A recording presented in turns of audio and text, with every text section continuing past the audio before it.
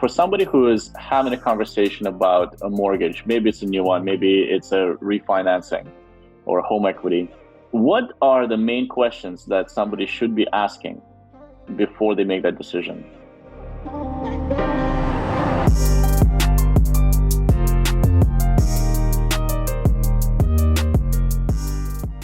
My favorite and least asked question is, what happens if I have to break it?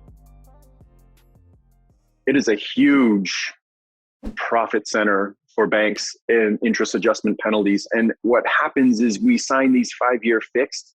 We don't ask any questions. What's the exit penalty? If I had to change my mortgage in 3 years, can I? If I do, could you calculate the penalty ahead of time for me? So before I sign it, I know. These are things that we press our team here to make sure that you're giving the complete picture.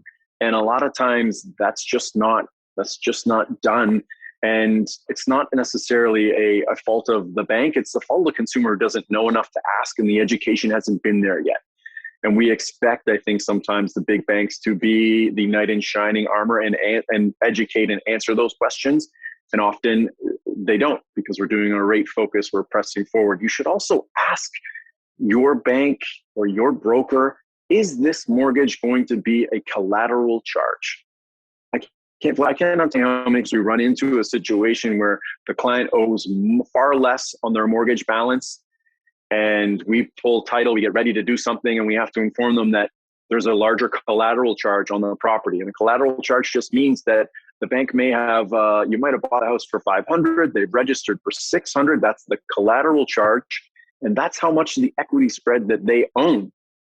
And they might have done that to offer you another product or a line of credit, and that's not necessarily a bad thing, but not knowing that there's a collateral charge and being sort of tied to that mortgage and that institution, that's something that clients don't ask enough.